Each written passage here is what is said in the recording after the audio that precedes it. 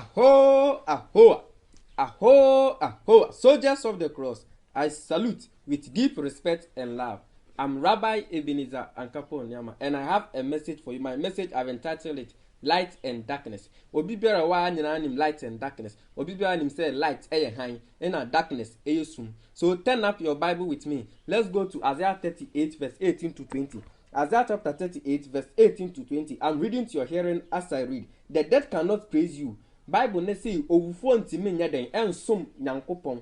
Nti yɛte ase na ɔsɛ yɛ den yɛsom nyankopon ɛka nyame asɛmpa ɛkyerɛ amanfo ne yɛtontom nyankopon. So let me continue. People in show cannot sing praises to you. Obi pere wo adaka mu no ontimi nya den ontimi nto ayeye nyum bia anya den enhye nyame de ne munyam ontimi mprichi meme say ya meti nkwem na ɔsɛ meto ayeye nyum hye nyame de ne munyam na me prichi esakra amanfo ebi say me kɔ grave ni ma enya de ametima tontom nyame biom enya de ametima ba be prichi biom. So let me continue. Those who have died and gone below are not trusting in your faithfulness. Obi biara omo ewu kono omo ntimi nya den ensum nyankopon. Enra ya na mete se na nampedu widen wewu na nampedu oto nnwom sei no we ya wewu kono obetima beto nnwom biom ana dabi oti ase na nkalo obetima to nnwom sisi a wewu kono ontimi beto nnwom biom na nampedu wewu ko. May you so rest in peace. Inti wa oti enkwemu na obetima iden eyi nyame aye aka nyame asempa. So let me continue. People who are alive, people like me, are the ones who will praise you. Omo muti nkwem te say mesi ya meti nkwem na metima aka nyame asempa akyerɛw etimi ato ayeye nnwuma iden akyerɛ amanfo. Fathers should tell their children about how faithful you are. So I say, the Lord saved me. So we will sing and play songs in the Lord's temple all our lives. Inti nyankopon agyemen to say den meto ayeye nnwum hye nyame dia nimonyam eka nyame asempa sakra amanfo. Inti preaching you say meye den meye. So inti uyo obi a ushi wi a nyankopon be den ebebu bia uyo obi a usnum cocaine cigarette nyankopon bebu obi biara oye masturbation ohwepono na oye den otwetwe ne bema na wahanhan nani ose erade ade de ebedo na oye saa nyankopon bebu bia wahanhan wani te say apotraide abiden abona pempem nyankopon bebu obi oye masturbation bia no nyankopon ebufo ye den edawso obi owo boy girlfriend nyankopon so be den ebebu obi a owia ade ni nyina anye obi oye gay ofa ne yonko be mato sakawa obi oye juju spells obi otu nro nyankopon bufo be de ebe dawso na ebe bawso na ene adesua no na mato the light and darkness intis obi bere obo ebrabo ni nyina no oye sumu nyoma na oye den oye enye han mu nyoma eye sumu nyoma inti ene I will give you the light ene mema e han no. Turn up your Bible with me. Let's go to Matthew chapter 21 verse 15. Matthew chapter 21 verse 15. Matthew chapter 21 verse 15 to 16. As I read, the leading priests and the teachers of the law saw the wonderful things he was doing, and they saw the children praising him in the temple area. Jew for no who say enkola tuntum nyankopon sum nyankopon te say me say 22 years me nyindu baby an so hwese de me ye preaching hwese de me to ayeye nnwom. So let me continue. The children were shouting omo to ayeye nnwom tiatiemu preachi tiatiemu. Let me continue. Praise to the son of David. All this made the priests and the teachers of the law angry. We say preaching ni ennwom to ya yatui ebema amanfo ayeden atan ebema amanfo ebuefu. So Jew for no mbufu enkola no mo to ayeye nnwom no e ka nyame asempa no. So let me continue. They asked Jesus, do you hear what these children are saying? Omubusa Yesu Christo say omehu de enkola we no mo ka na. Let's continue. He answered, yes, the scriptures say you have taught children and babies to give praise. Have you not read that scriptures? Then Jesus left them and went out of the city of Bethany where he spent the night. Inti Jesus Christo catch on say man kan tro na hu say ya kire enkola no mo say de omo to ayeye nyom ne say de omo preach ana na man kan sa scriptures na ehu ana e ho na Jew for ye den eye din eti osi e den ye bo han ma brabo intene me be kire wo han ni esum mu wo sum ni mo so free sum no na oba han ni. Let's go to Genesis chapter 1 verse 1 to 5. Genesis chapter 1 verse 1 to 5. As I read, I'm reading to your hearing. The topic is the beginning of the world. God created the sky and the earth at first. The earth was completely empty. There was nothing on the earth. Darkness covered the ocean, and God's spirit moved over the water. Na esum ewo bunu neni. Esan se esum wo bunu nyankopon pe se esum no bewo ebunu neni. So let me continue. The first day obohan. Let me continue. Then God said, "Let there be light," and light began to shine. He saw the light, and he knew that it was good. Then he separated the light from the darkness. God named the light day, and he named the darkness night. There was evening, and then there was morning. This was the first day. Nyankopon bon han, and oche han ni esum ni mu. Inti ni ewo sum ni ewo han. Nyankopon ankamfo esum ne fi se onim se esum no ye ade a enye den enye. It's okamfo han ni say the light, he saw the light, and the light was good. Okamfo han ni say e han ni ye. Inti uwo sum mu a firi sum ni ne bra han mu. E fi se esum ye ade a enye. Oso ba han ni mu e fi se ye Nyankopon kamfo e han. Obo adi nyina no na sum wo bunu ni no hu se sum nya de pa into obo han no separate sum ni han ni mu no ka kire han ni say han ni ya de pa. So there was evening, and then there was morning. Into adebo asase no started free ahomache 12 o'clock, anaju 12 o'clock. So there was evening, and then there was morning. So day and night, half day, half night, and a quiet one day. Into day and night, there was evening, and then there was morning. So this was the first day. Nyankopon bon han no ka say e han ni ya de pa. Into uwo sumu ana esumu ya de a enya de pa. Obi akoko abafie wachinare. Obi aponchin abafie wachinare. Obi kra abafie wachinare. Eye summa brabo. Obi abayiwa eko wakwa akọ frɛ na akọ sinepe ene na akọda. Obi anti eye summa brabo. Odi oba besi akwa akọhye hotel ena wabọ na no se e ma ne nka nkyere obi a eye summa brabo. Enya brabo pa eye summa brabo. Oba besi anso ohye trousers eye summa brabo apuskele nke skinny 2021 retrim. I'm aware onu ankasa ya aware. Oba besi ahye trouser anya na obekwa akọka che ne se onja ne trouser ne hye. Onu anim se trouser na wahye na nya ne dia nto onu aya aware. Okodwonso a age so wuro ne hu nyina ma ne tru mu nyina aye den egu abonten. Onu anim se trouser na wahye no enye.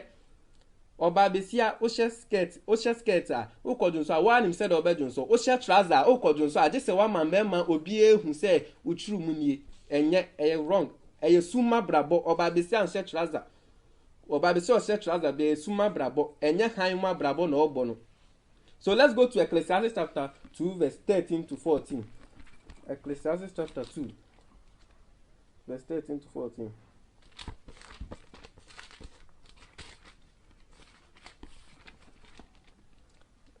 Ecclesiastes chapter 2. Ecclesiastes chapter 2 verse 13 to 14.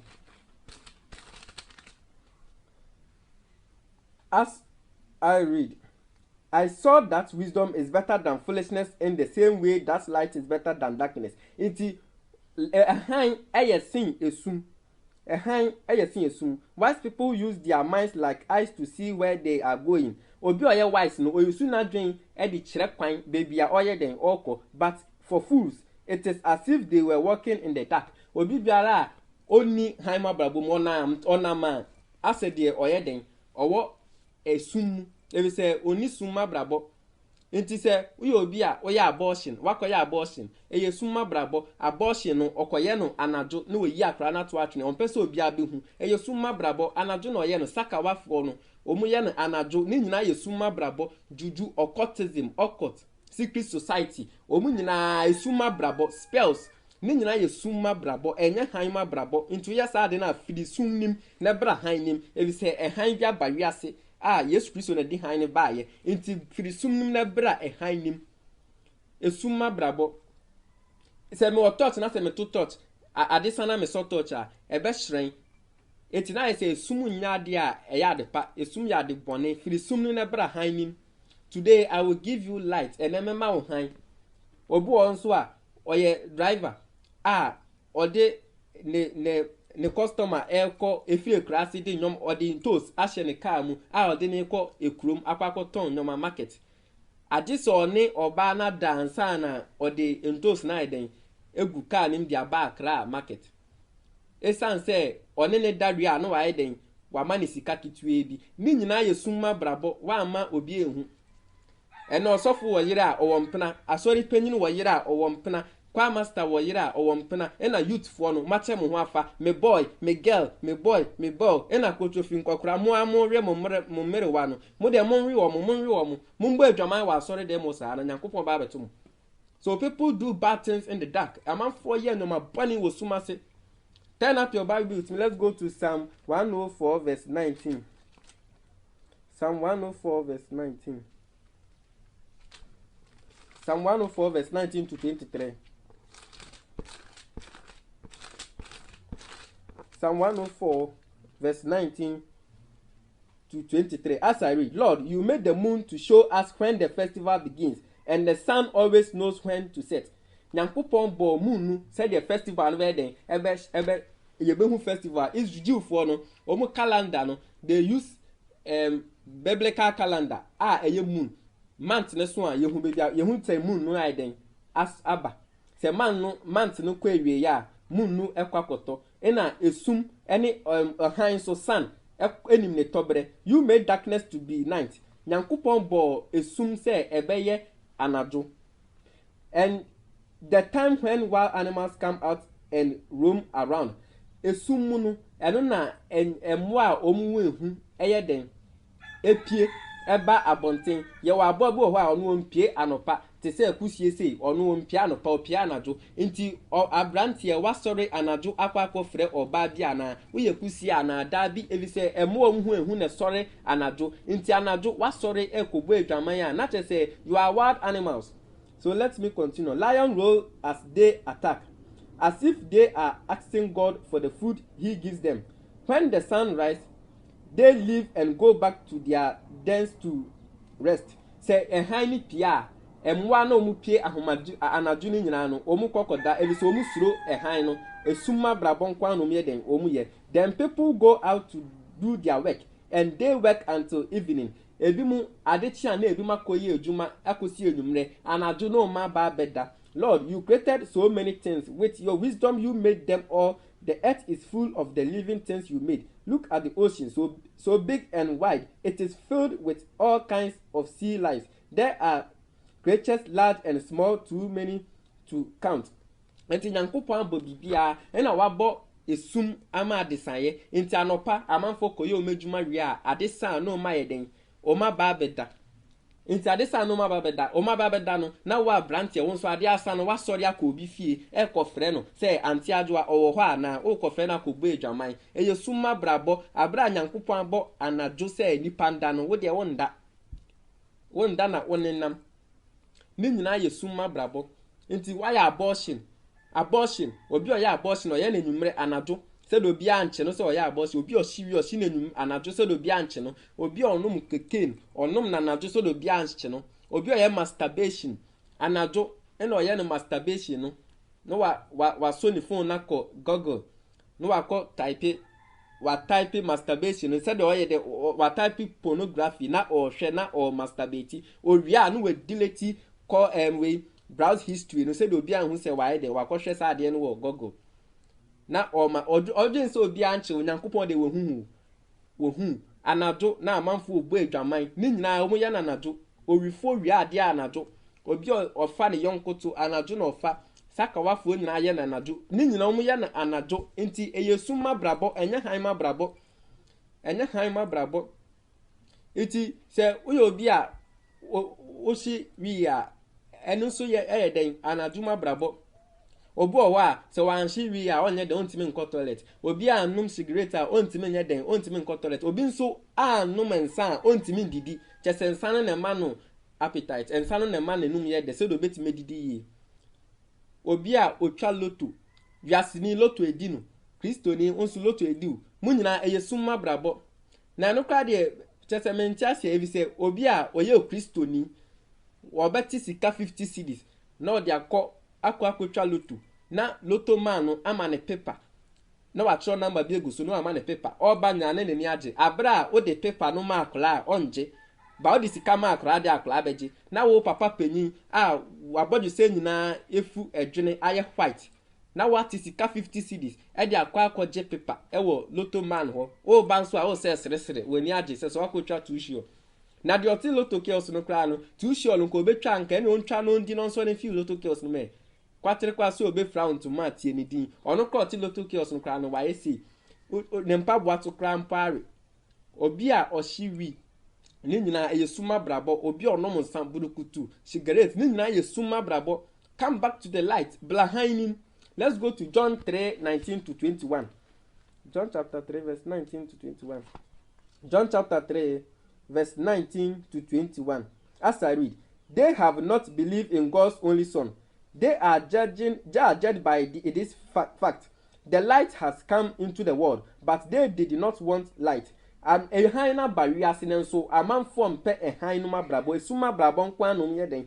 Omubo, they wanted darkness. Omu pesumu because they were doing evil things. If so mu ye enoma enye before etua ontu anopa ontu ewia ontu enwure otu anado. If say de omu ye no ye enoma bone enti omu mpese omu betu anopa omu betu na anado nti anado ye summa brabo esumma brabo bia nso nye obi obo summa brabo na nya de obenya esora himema den akọ. So let me continue. Everyone who does evil hates the light. Obi bia ye otan papa na ye bone no ochini ehan no te say me say ya me preach ya me de han ne ma amanfo yi obi biara a odo esumu no ontie me preaching no ebi say suma brabo na ne neje into otan han no ochini han no they will not come to the light omo mba han no preaching ni kra no bi wo wa ontie ebi say suma brabo ye ne de o suma brabo ye ne de obo adwaman san ewi amanfo emba ori omu san ene amanfo mba de da san ebi say eye ne de Inti otan han no enado betie me preaching no.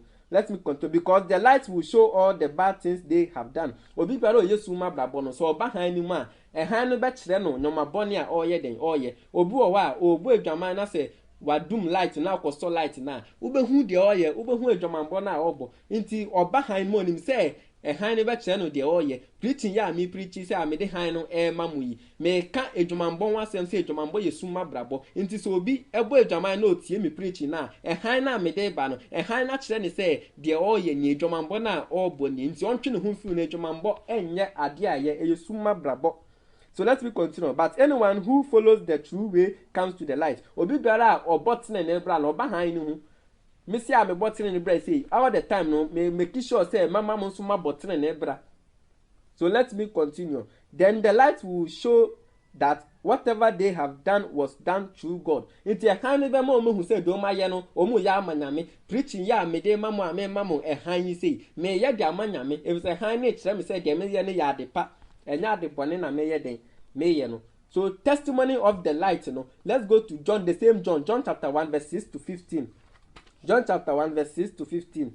As I read, there was a man named John who was sent by God. There was a man near friend John. I was Yankopon Sumano. To say me a friend Ebenezer Yankopon Suma me say member can sempanin chiremu. Let me continue. He came to tell people about the light. John Babe can obechra a man for a hino. Me say my basa me bechere a man for a hino. Me be man for abo tene nebra no ma behind him. No mu sumo me free summa behind him. Through him, all people could hear about the light and believe.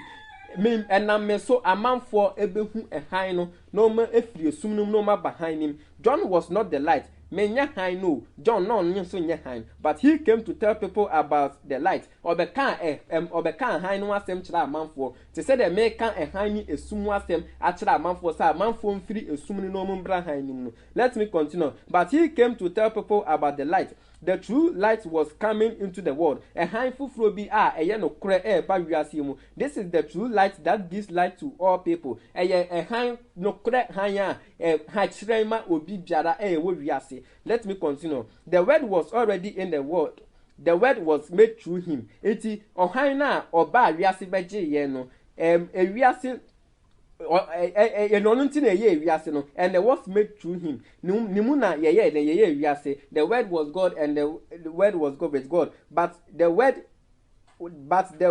did not know him. Na asemono enye den enimuno. If say ye ne nim first ne nim Yesu Christo. Let me continue. He came to the world that was his own. Oba ni diemu. And his own people did not accept him. Onankasa ne dia anye de angelo Yesu Kristo no ye Jew ni oba Jew fo nim. Ye won Nazareth. Nanso Jew fo na anye den angelo David say na Jew fo no dwen say oye onipa onye nyankopon ba oye nipa. So let me continue. But some people did accept him. Edumu ji ni di ye. They believe in him. If so by na always for 12. Omu jinidi, ebi jinidi, ebi so jinidi, and he gave them the right to become children of God. Iti uyo bi aji Yesu Kristo dia, you became the sons of God. Ubeye nyankopon ba. Ubeye nyankopon ba. They becomes God's children, but not in the way babies are usually born. And I say obeye akra na yawo fufuro dey bi uye penyin na oji Yesu Kristo dia, why your body fufuro, you are a newborn.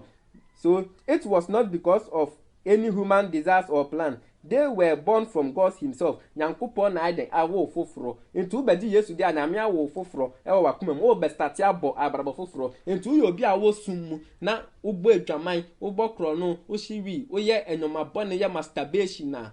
Waji Yesu edi no wo bebo abrabo foforo enti wo be jai sa nyoma no wa bahan ni mu wa bebo ehan ma brabo enti ene me de han ne mamo say mo mbo han ma brabo. The word became a man and lived among us. We saw his divine greatness, the greatness that belongs to the only son of the Father. The word was full of grace and truth. John told people about him. John ekan honsem Yesu Kristo honsem ne ekan ntime so me kan Yesu Kristo honsem say ono na ye kan no obagini dia obeba bebo abrabo pa say Yesu Kristo oyo tini ni nya dia obo abrabo bone obebo abrabo pa. Let me continue. He said loudly, "This is the one I was talking about when I said, the one who is coming after me is greater than I am, because he was living before I was even born." Yesu Kristo na oha ansa na ye den ye wo me enti meka no etiatia mu say Yesu Kristo ene ye han no. Let me continue. Yes, the word was full of grace and truth, and from him we all receive one blessing after another. That is, the law was given to us through Moses, but grace and truth came through Jesus Christ. Yesu Kristo di no kure ene adom na ye de ebaaye.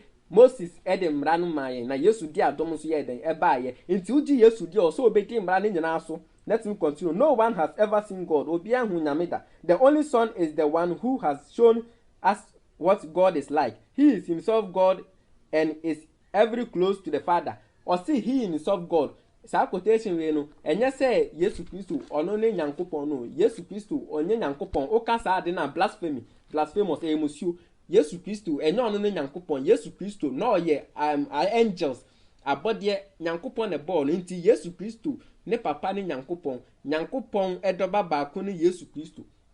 Enti Yesu Kristo enye ono ne nyankopon. Yesu Kristo ye angels na nyankopon eye den adopte no say enema foul say meba. So who is the light? I'm asking you a question, that who is the light? No. Let's go to John chapter 8 verse 12. The same John chapter 8 verse 12. John chapter 8 verse 12. As I read, the topic is Jesus is the light of the world. Yesu Kristo ne ewiase mu han.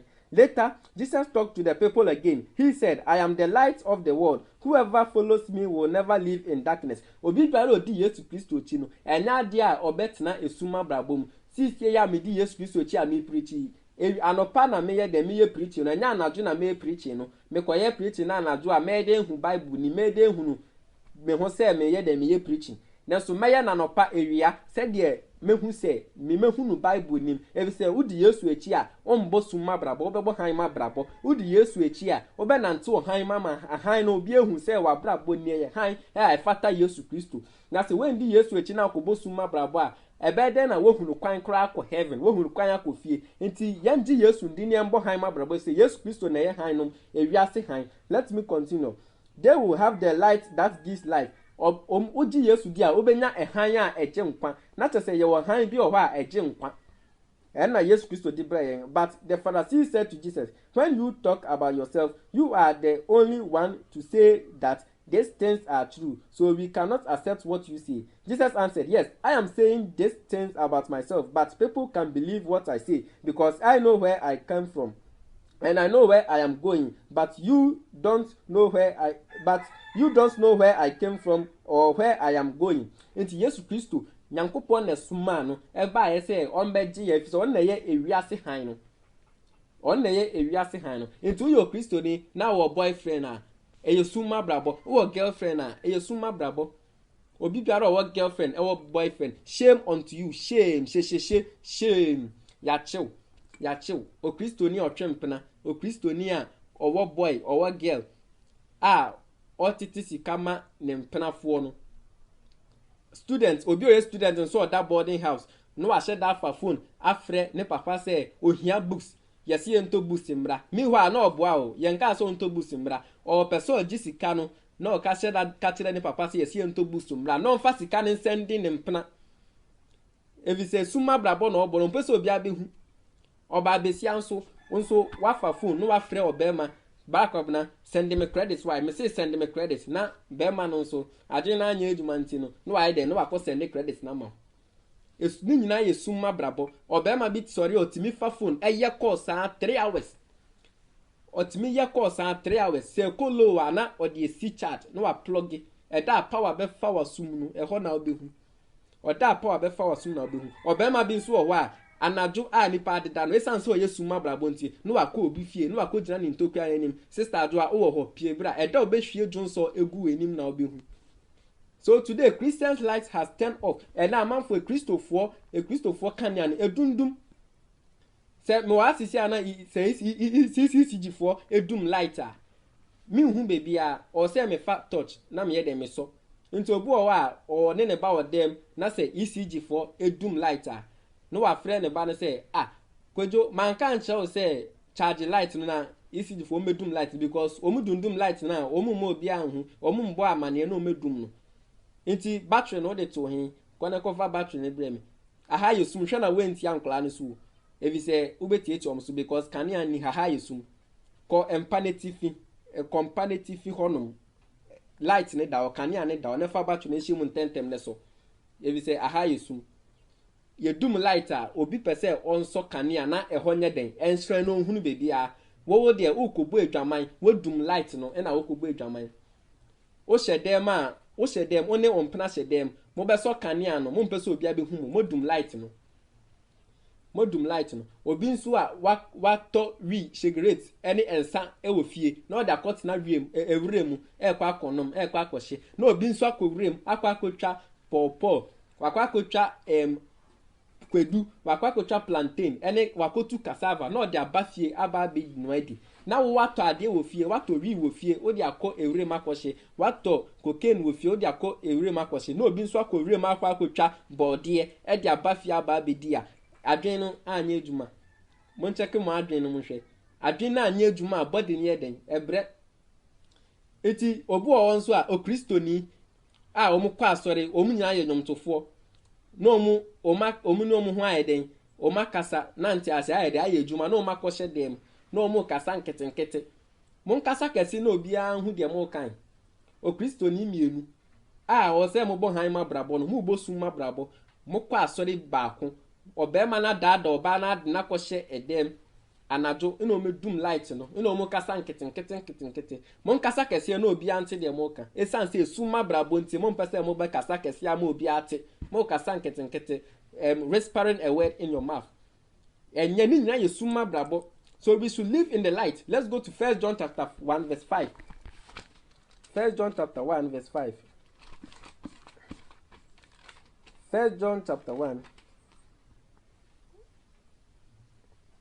verse 5. As I read, we heard the true teaching from God. Now we tell it to you.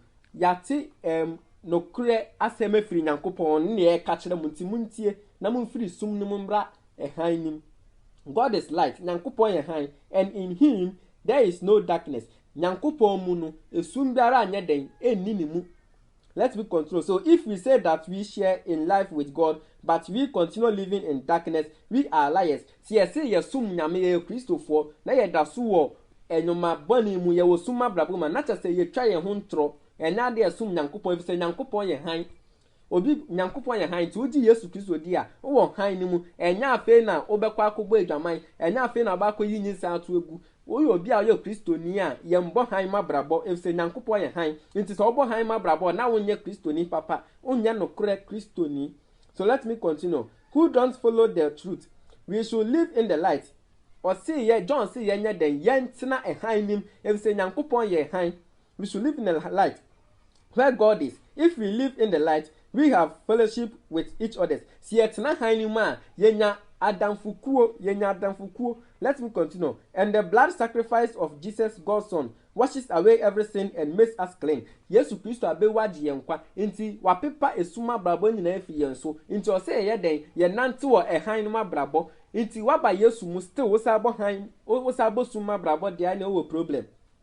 If we say that we have no sin, we are fooling ourselves, and the truth is not in us. Onipa eye bonefo o ka se onye bone a o dada ho nti Yesu Kristo abewu agye bone nkwa ena ode han na mayen no a obebo han mabrabo no o Kristo ni se bosu mabrabo eni kwan so obosu mabrabo o so oba han nim nti osofo bi wo ho a ono na sore ma no ye den ori omo obi a obo han mabrabo no o se bosu mabrabo free sum nim na bra han nim esan say the church members no new members biaba omo to ya akese omo no fo esoso chese omo ye fresh into osofo epe ma omo ye fresh ma omo to soso no ne ori na sori ma no mongo so mumbo ejoma wa sori dem osa na esuma brabo a mode abeka han ma brabo no ne nyina ye suma brabo into ubo han ma brabo a eni se obo suma brabo to esuma brabo ne ye den etugu na bra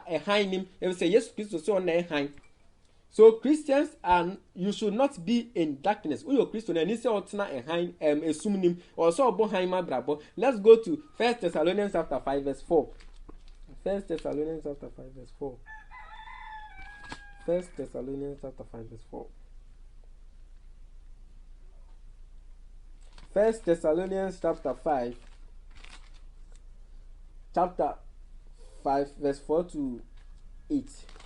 As I read, but you, brothers and sisters, you are not living in darkness, and so that they will not surprise you like a thief.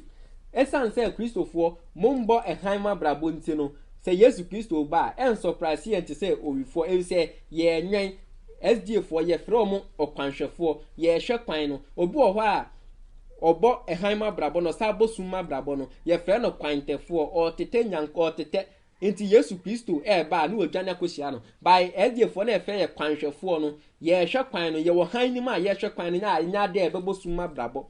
Etu yo Kristo ni a se o hwe kwan no ye frɛ wo kwanhwefo se de Yesu Kristo ba obeden oba kohyia no na se oye bo obosum mabrabo a o ti se obi a oye kwantefo anajo a wada no kromfo ba be wi a abra a wonye den unhu ye nanso wo hwe kwan a kromfo ba se obehu kromfo no na wa den wo dwane. So let me continue.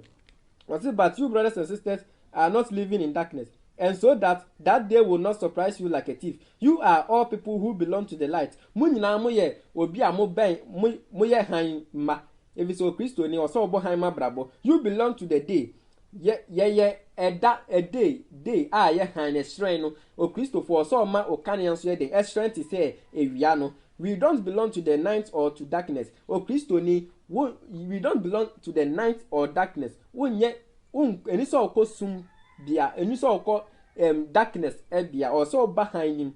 So we should not be like other people. Mamum mayanya te say omombo summa brabo no. O Kristo ni eni so okotu eduro. O Kristo ni eni so odidi atem a eye summa brabo.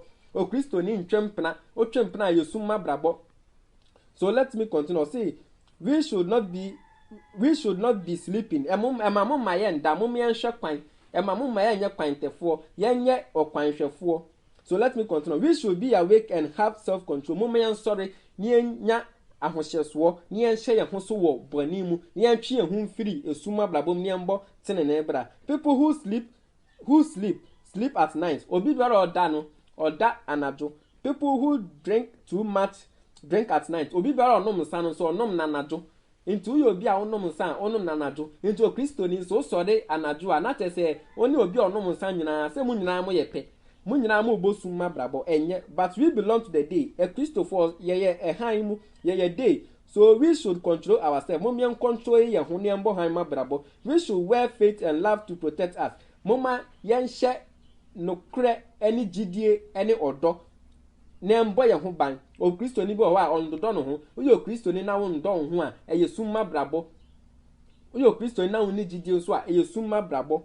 So let me continue. And the hope of salvation should be our helmet. Yamma enkwade no enye ye helmet. Yeti ayebehye. helmet. God did not choose us to suffer his anger. Enti mama yembo ehan ma brabo ne antu esuma brabo no ntungu. Enti sisi ano se me pie free me camera n'anim na me ba wo fie ho a na me be search wa nyoma mehu o bag na me nya easy mehu condom wom mehu secure wom mehu chese nyoma bebre AK47 e wo obotom obi a yo Kristoni se me ba be search sisi a me nduru nchempo no aka say you dey go urinate camp if say dey show obotom na nye condom ebi wom secure ebi wom contraceptive ebi wom chese penatwe nyoma nko a ene de cheso oba obeso oba enya abortion na eduro nyina ahye obotom wo sa fra ho Kristoni eyesum mabrabo enti jai sa anyoma ni nyina na bra ehanim. So now salvation turn to fornication. Ene enkwagye no adane edwomambo enkwagye anka yebema amanfo ehu nkwagye no enkwagye ehu hia no ena adane edwomambo na amanfo ogbo edwaman wa asore dem wosa. So now live in the light. China esumnim. Let's go to Ephesians chapter 5 verse 8 to 20. Ephesians chapter 5 verse 8 to 20. Ephesians chapter 5 verse 8 to 20. As I read verse 8. As I read, in the past you were full of darkness, but now you are full of light in the Lord. First no na ye wo sum by sisi ano Yesu Kristo abama odi on ye wiase han no to the han na breyen. In sisi ano ye wo ehan mu e wo Yesu mu. So live like children who belong to the light. Momayam tina site say ehan mu mba. Enti wo obi a obo adwaman a onye ohan ba. Ombo han ma brabo. Enti momyambo ehan mu abrabo.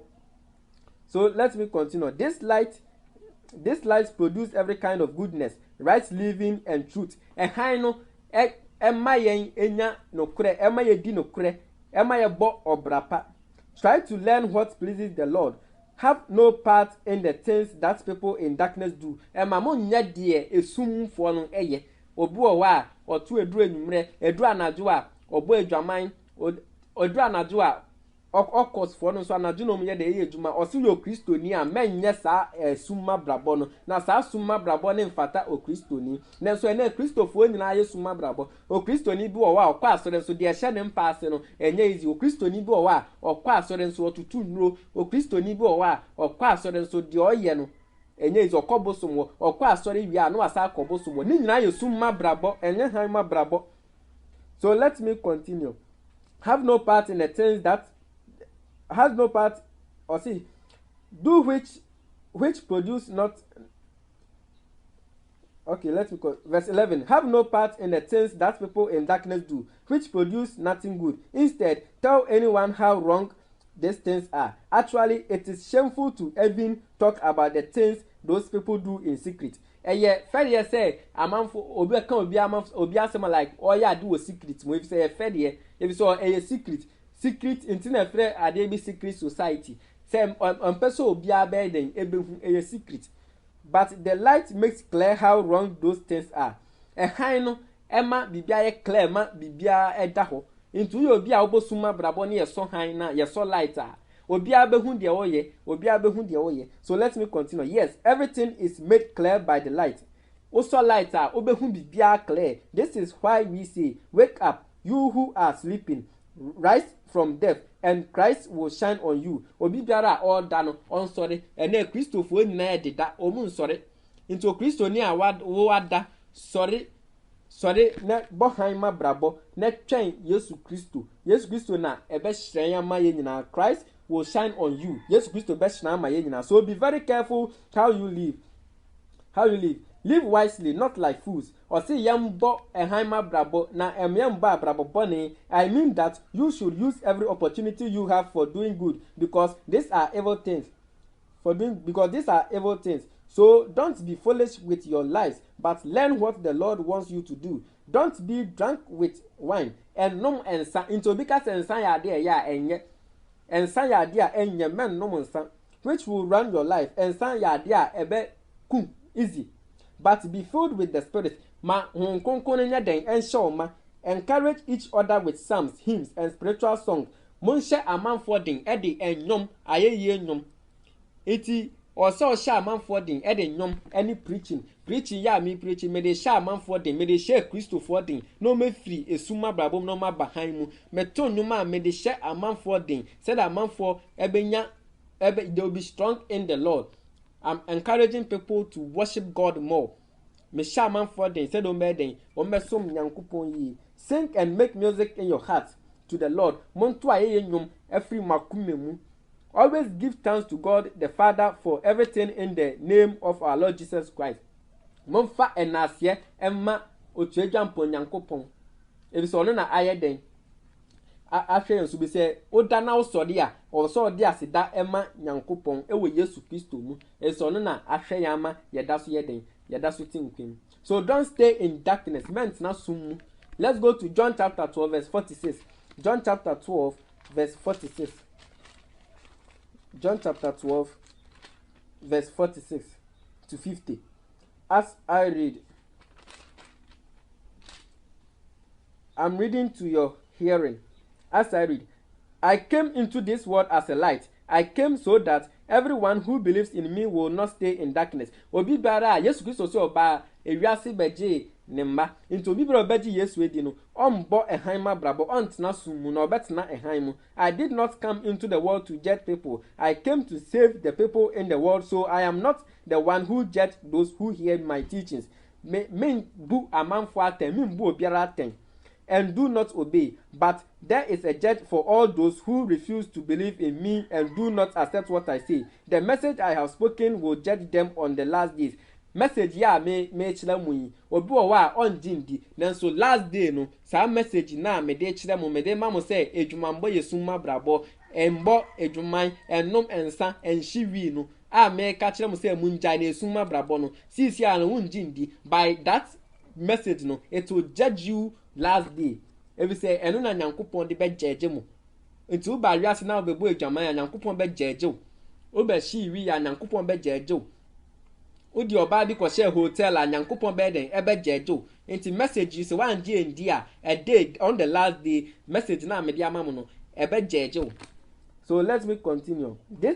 That is because what I thought was not from myself. The making enfiri mi ankasa mi pemu Nyankopon preaching ya me preaching enya me pen am there me di preaching every day bia Nyankopon Holy Spirit no inspire me ma me ye den ebe preaching video.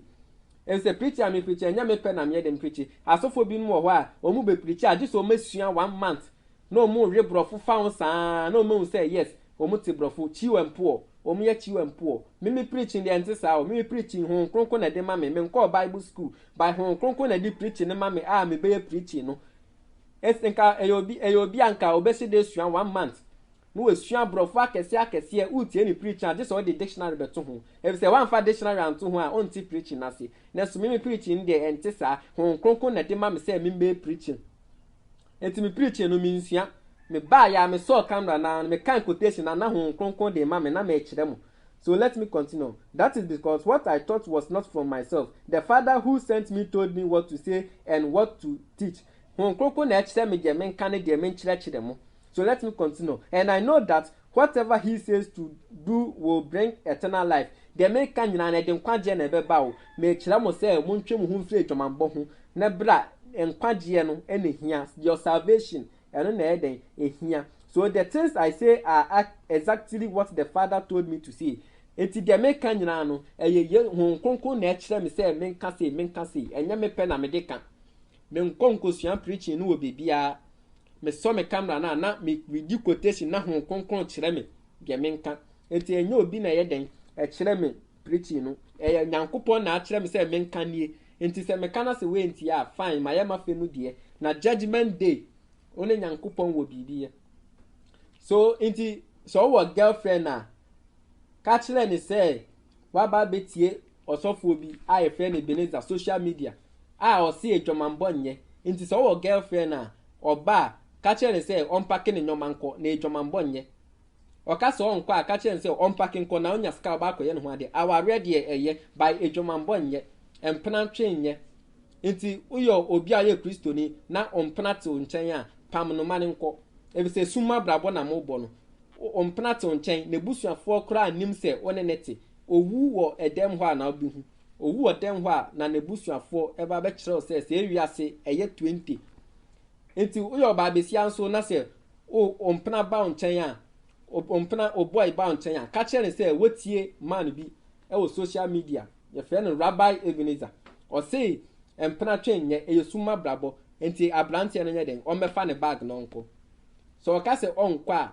pam no mane nko ebi se empena twen yesuma brabo nebusuafo nyina anim so ope na ko ware no ko tunsa ko nebusuafo ho ne fa nsa ko ma no na enko ene oba ne nko tena dem secret e mo obia anim ho hwe mo bo adwaman mo twempena enye enti na ama ene empena twen adoso teenage pregnancy no na say say e man ketwa no wa no mu wosan empena twen yade a enye adwumanbɔ nye enti say wo mpena dem a ka che ne say wotie me na me say empena twen nye de enye enti onpake ne bag no nko enti pam no na mane nko e say empena twen yade a enye. Turn up your Bible with you. Let's go to Job chapter 24 verse 13 to 25. Job chapter 24 verse 13 to 25. Job chapter 24. As I read, some people rebel against the light. They don't know what God wants. Ebi mu etcho mu free han me so mu nim de Nyankopon no epe. They don't live the way he wants. Omu nye abrabopa, omu nye de nyame pe. A mother gets up at dawn and kills poor helpless people. Obi okunipa no osore ahomache aye anajo no okokum nipa evi se osore anopa kokum nipa ana ewia kokum nipa ye behu se oye den okunipa nti anajo anipa da no akwa kokum enipa obi a oye hiani obi a helpless ohia wano no wakwa de wakwa. And at night he becomes a thief. Na anajo waye den waye orifo ene orifo nyina wi ade anajo omu wi ade anopa. Is anajo anipa da ne suma brabo no me den omu bono. A man who commits adultery waits for the night to come. He thinks no one will see me, but still he covers his face. Obi ogbo adwaman so o twan ma ade sa no wai de wakobo adwaman no wakwa gina ne mpena edan echi no wafre no sister adwa wo ho bra chese o frɛ no no makɔ ede wo makobo adwaman ni nyina yesuma brabo adana ede onkoye na anopa ewia a anajo a wokoye no yesuma brabo ompese obi abehu ente ade a enye. So let me continue. When it is dark, evil people go out and break into houses. Edu enumra anajo akronfo koko bubu edan ekowia ade ni nyina yesuma brabo. But during the day they lock themselves in their homes to avoid the light. Edu adechia no ma color ki omu odem na omu twomu free han nim ebi se han ma brabo nkwa no mu bo okot for say omu kobo han ma esuma brabo adechia no ma ba beda no ma twomu ho afiri han nim na esuma brabo nkwa na omu bo nti omu tan han no. So let me continue. But during the day they lock themselves in their homes to avoid the light. The darkest night is their morning. Obi wo a anajo na ye nanopa na anopa aye nanajo iti ono no anajo nkwa na okoye adebone na oko ne bosomoso oko ni ho nyina anajo ese anajo na ye ono nanopa na ade ache no eye ono nanajo na on de wide den wada. So let me continue. The darkness night is their morning. They are friends with the terrors of darkness. You say evil people are taken away like chains carried away in a flood. Evil people no yeba assume be yeba tun te said there is ye tun free is ye tun ade free ensume flood. The land they own is cursed, so no one goes to work in their vineyards. Oma sa si omo tese no nya ya domeno. A hot dry weather melts away the winter snows. So the grave takes away those who have sinned. Iti grave no ebe po wo mo aiden o maye boni say grave no cry pe obi a waye boni. Their own mothers will forget them. Only the ones will want them. No one will remember them. They will be broken like a rotten stick. Ombe bubu no ma roro ombe nane te say edua aroro.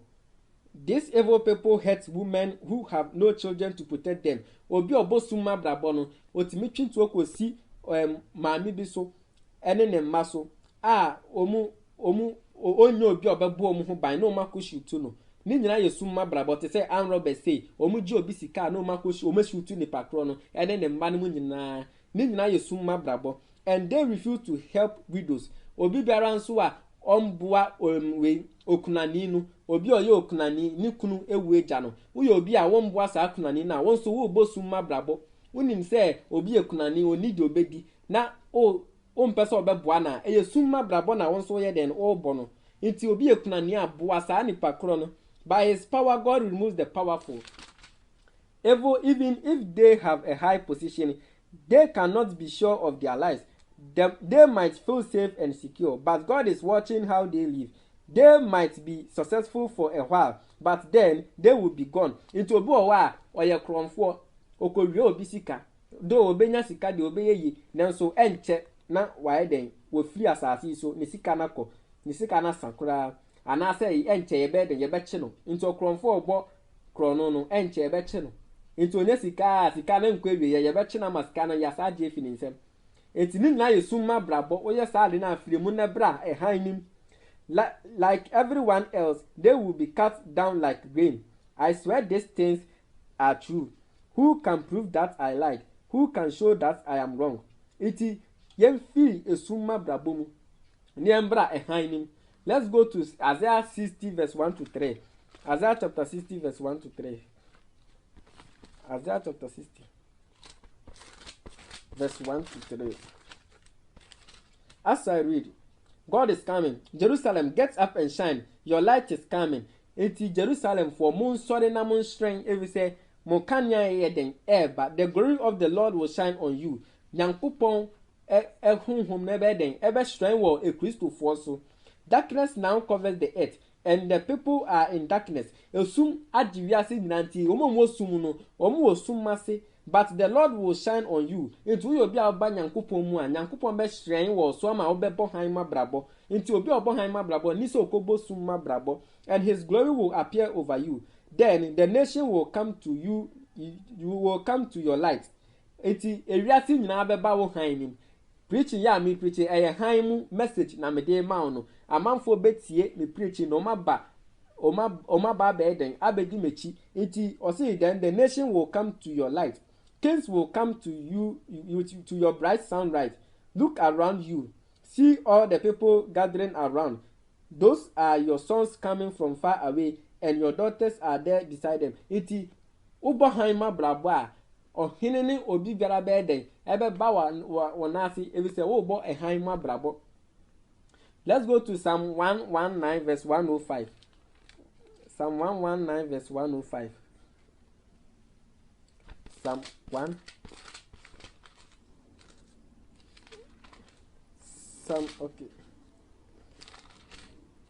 Psalm 119 verse 105.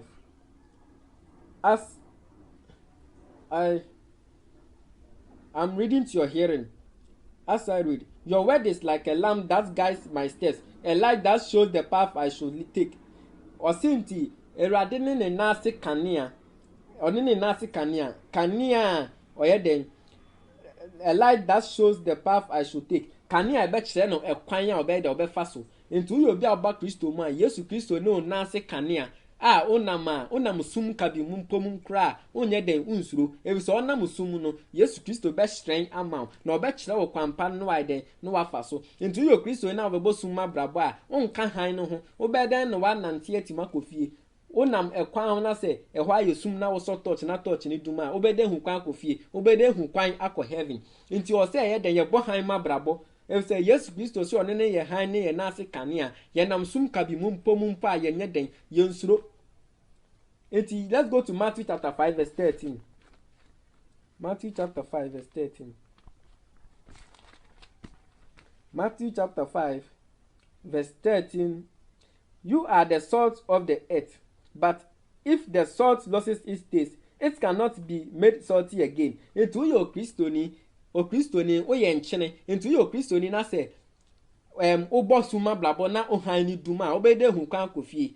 ana say uyo Kristo ni a na obo han ma brabo ati say enchene enti enchene taste ne san ebe den na wate enchene ne de say wo di aduane a je say wo no ankwan a je say wo de enchene tum say enti wan fa enchene antum a onti enkwan ne de bibia obi a je say wo de enchene tum enti so okọ hospital na say doctor tia say giant enchene dia no bo na why dem obuefu wa how if say enchene ya de a de sa na Bible ne kire yen. But if the salt loses its taste, it cannot be made salty again. Salt is useless if it loses its salty taste. It is salt no say ehwere ne da salt na be useless. Untimi fa salt ne nya hwebe obetu salt negu. Eti obi ya nkwan no amfa nchina ntuma enkwan na nya de ebe den ebe ye de. Enti o Kristo ni wote say eduan enkwan a yemfa enchini ntumu o Kristo ni a wo bosuma brabo wote say enkwan a yemfa enchini ntumu nti onye de enkwan ne nye de. Bo Kristo no obo han ma brabo no o te say enkwan a ye de enchina de atum nti abebia na waye de o hran ma Erade Nyankopon. It will be thrown out where people will just walk on it. Say say enkwan no enam enchine ne taste no efiri mu a e useless ye beto atwa ma amanfo etiatia so enti enkwan wan fa nchina ntuma enye de ye beto nkwan na hwegu ama amanfo etiatia so enti o Kristo na abosum ma brabo no o te say nkwan a ye mfa nchine ntumu enti you are useless. So let me continue. You are the light that shines for the world to see. Una ye ehan a obesra ma ewiase ehu te say me say ya me preaching no amanfo ohwe mi o mo hwe me say meye bone a se meye bone a enti se maanye bone na me hwren a na amanfo ehu se me hwren ma ewiase enti yo Kristo no so hwren ma wiase yo Kristo ni na oye papa bottle na ebra amanfo nka ye beye din ahwew san okoye bone a na wo say yes afi na amanfo kan wasem na so bottle na ebra eye papa amanfo beye din ahwew ni ye hwew san ye hwew say boy we o na ye otene ni no ye hwew okoye bone pe yes na amanfo aba ni ye kan wasem. So or Kristo ni obotre na ebra ebi say wona oye ewiase han obehran ma wiase nyina hu abrabo. So let me continue. You are like a city built on a hill, lamp under a bowl. Oye to say okay. You are like a city built on a hill that cannot be hidden. Oye say edan a yesiwo boboso a wunsie ebi say baby a no wo wiase nyina na amanfo nyina ye den show. People don't hide a lamp under a bowl. They put it on a lampstand. Into obikita kania on fancy a form on fancy baby or the si kania diaso. Into your Kristo ni a shrema Erade no obi amfa osun hu Kristo. Mo obi amfa osun hu Yesu Kristo. Obi timi hu obi no wa den wa sakra evisa braba obo no eya braba pa. Enti mamanfo mfa osun hu Kristo. Yeso kania the si kania diaso. Into so ye kania no shrema mamanfo hu say yes o kania ni mie. Enisa okobosuma brabo. So let me continue. Then the light shines for everyone in the house. Into Bohaima brabo also touch now the shre o the see kania diaswa. E shre mo bia hunu dem ho. Into your Kristo ni ashre ma manfo hu usuban say usuban efata Kristo because Christian means Christ like. So let me continue. In the same way, you should be a light for other people. Monstran ma manfo live so that they will see the good things you do and praise your Father in heaven. Tinati ti say hanma na bo hanma brabo na mfu mamamfo hu say yes o bo hanma brabo o bo abrabo pa efata Yesu Kristo eti ena mede ehan na ma obi biara owo summu no ontwe ne hu mfiri summu mu na ombra ehan ne mu Erade nkan ho Erade embo ho ban na ontwe emfiri esum no mfa ombra ehan mu e say Yesu Kristo ni ehan no ono ye na ase kanea ai nam sum kabimbompo a ye ne de yesuro ntu wo sum ni ma firi sum ni mu ena mede ehan na ma receive the light in the mighty name of Jesus. Thank you. If you watch this video, share it. Let us spread the word of God. Thank you.